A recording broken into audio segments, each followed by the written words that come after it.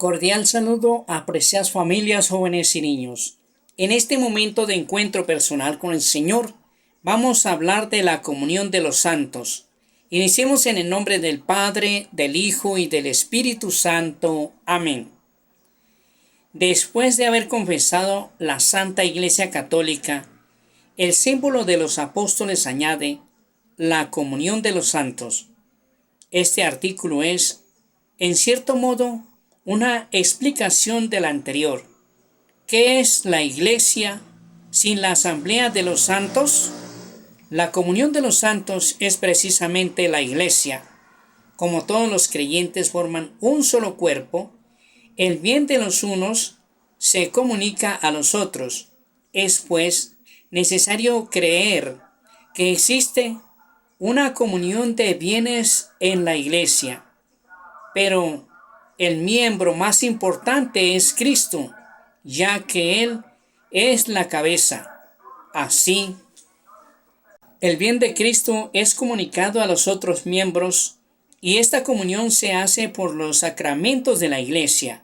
Como esta Iglesia está gobernada por un solo y mismo Espíritu Santo, todos los miembros que ella ha recibido forman necesariamente un fondo común. La expresión común de los santos tiene pues dos significados esencialmente relacionados: comunión en las cosas santas y comunión entre las personas santas. Lo que es santo para los que son santos es lo que se proclama por el celebrante en la mayoría de las liturgias orientales en el momento de la elevación de los santos dones antes de la distribución de la comunión. Los fieles se alimentan con el cuerpo y la sangre de Cristo para crecer en la comunión con el Espíritu Santo y comunicarla al mundo. Primero, la comunión de los bienes espirituales. En la comunidad primitiva de Jerusalén, los discípulos acudían asiduamente a la enseñanza de los apóstoles, a la comunión, a la fracción del pan y a las oraciones. Hechos capítulo 2 versículo 42. La comunión en la fe de los fieles es la fe de la Iglesia, recibida de los apóstoles, tesoro de vida que se enriquece cuando se comparte. La comunión de los sacramentos. El fruto de todos los sacramentos pertenece a todos, porque los sacramentos, y sobre todo el bautismo, que es como la puerta por la que los hombres entran a la Iglesia, son otros tantos vínculos sagrados que unen a todos y los liga a Jesucristo. La comunión de los santos es la comunión de los sacramentos. El nombre de comunión puede aplicarse a cada uno de ellos, porque cada uno de ellos nos une a Dios. Pero este nombre es más propio de la Eucaristía que de cualquier otro, porque ella es la que lleva esta comunión a su culminación, la comunión de los carismas. En la comunión de la Iglesia, el Espíritu Santo reparte gracias especiales entre los fieles para la edificación de la Iglesia. Pues bien, a cada cual se le otorga la manifestación del Espíritu para provecho común. 1 Corintios capítulo 12 versículo 7. Todo lo tenían en común. Hechos capítulo 4 versículo 32. Todo lo que posee el verdadero cristiano debe considerarlo como un bien en común con los demás y debe estar dispuesto a ser diligente para socorrer al necesitado y la miseria del prójimo. El cristiano es un administrador de los bienes del Señor. La comunión de la caridad, en la comunión de los santos, ninguno de nosotros vive para sí mismo, como tampoco muere nadie para sí mismo. Romanos capítulo 14, versículo 7. Si sufre un miembro, todos los demás sufren con él. Si un miembro es honrado, todos los demás miembros forman parte de su gozo. Ahora bien, nosotros sois el cuerpo de Cristo y sus miembros cada uno por su parte. 1 Corintios capítulo 12 versículos 26 y 27. La caridad no se busca su interés. 1 Corintios capítulo 13 versículo 5. El menor de nuestros actos, hecho con caridad, repercute en beneficio de todos. En esta solidaridad entre todos los hombres, vivos o muertos, que se funda en la comunión de los santos, todo pecado daña esta comunión. Segundo, la comunión entre la iglesia del cielo y la de la tierra. Los tres estados de la iglesia, hasta que el Señor venga en su esplendor con todos los ángeles y, destruida la muerte, tenga sometido todo sus discípulos, unos peregrinos en la tierra, otros ya difuntos, se purifican mientras otros están glorificados, contemplando claramente a Dios mismo, uno y trino tal cual es.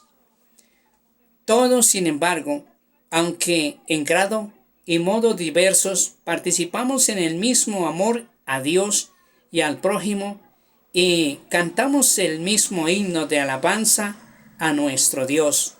En efecto, todos los que son de Cristo, que tienen su espíritu, forman una misma iglesia y están unidos entre sí en él.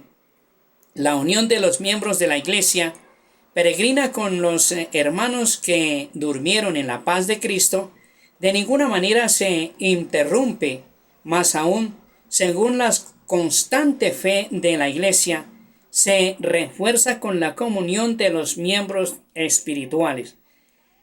La intercesión de los santos, por el hecho de que los del cielo están más íntimamente unidos a Cristo, consolidando más firmemente a toda la iglesia en la santidad, no dejan de interceder por nosotros ante el Padre, presentando por medio del único mediador entre Dios y los hombres, Cristo Jesús, los méritos que adquirieron en la tierra, su solicitud fraterna ayuda, pues mucho a nuestra debilidad.